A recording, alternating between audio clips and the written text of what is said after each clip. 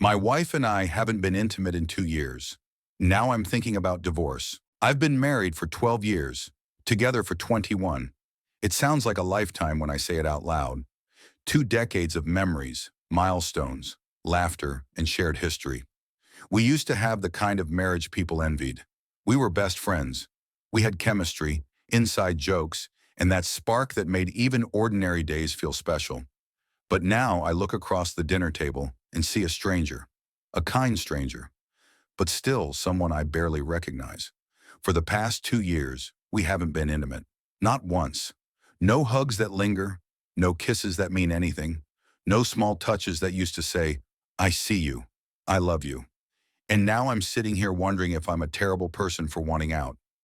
My wife is 38. I'm 39. We have 2 kids.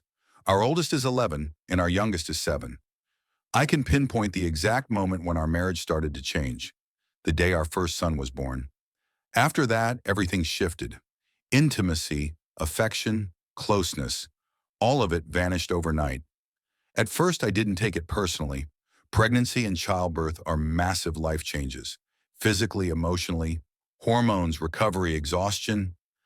I understood, so I gave her space. I didn't pressure, didn't complain. I waited. Months went by, then a year. When I finally tried to reconnect, it was like knocking on a locked door. We'd have moments, rare ones, maybe once a month, sometimes once every few months.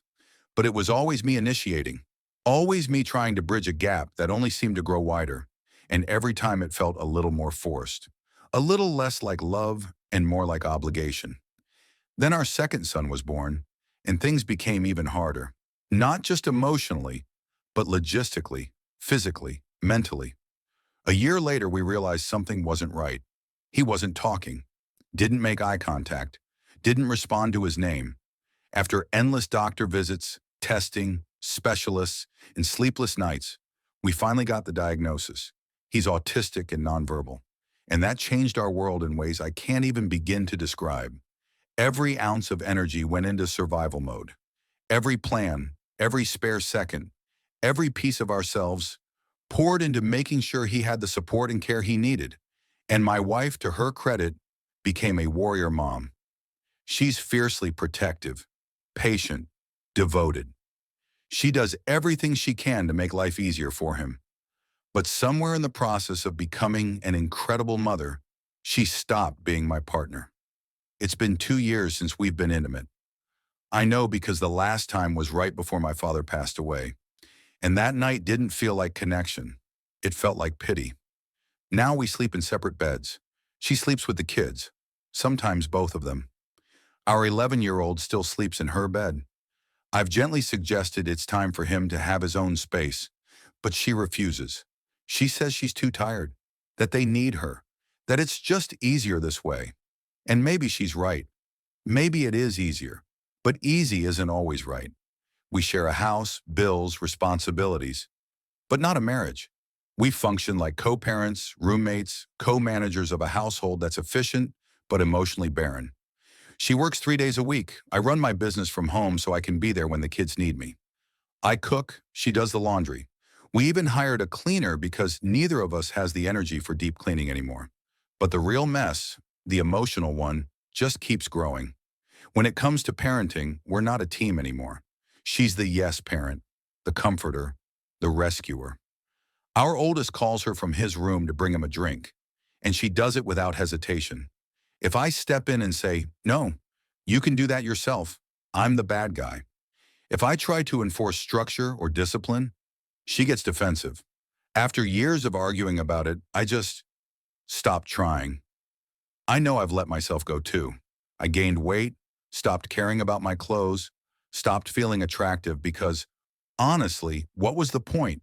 But recently I've started trying again. Small steps.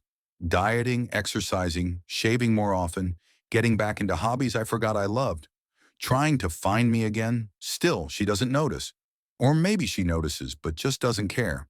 When I want a hug, I have to ask. When I want a kiss, I have to initiate. And when she responds, it feels mechanical, like she's checking off a task. Husband affection, done for the day. I've told her how that feels. How lonely it is to live in the same house and feel invisible. Every time I bring it up, she accuses me of only thinking about sex. But it's not about sex. It's about connection. It's about feeling like we're still us, like I still matter, like I'm more than a co-parent or a paycheck.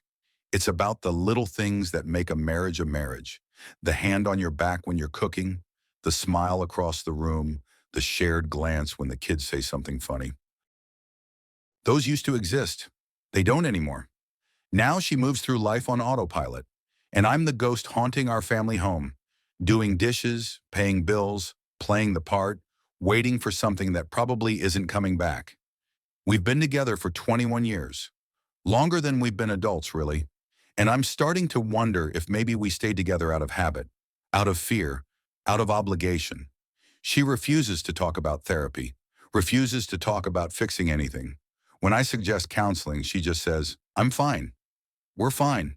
Stop overthinking, but we're not fine. We haven't been fine in years. So now I'm stuck between two impossible choices. Stay, for the kids, for stability, for the illusion of family. Or leave, and be the villain who walked out when things got hard. If I stay, I lose myself a little more every day. If I leave, I risk breaking my kids' hearts, especially my youngest, who depends on routine and stability more than anyone. I love my children more than anything. But what happens when staying for them means modeling a relationship built on silence and resentment? What lesson does that teach them about love? So yeah, I'm here, sitting in the same house with the same woman I once couldn't imagine living without, wondering if I'm a monster for wanting to leave. We have kids. One of them has special needs. Leaving would change everything, but staying feels like dying slowly, one quiet day at a time. So, Reddit, am I the aid-hole for wanting a divorce?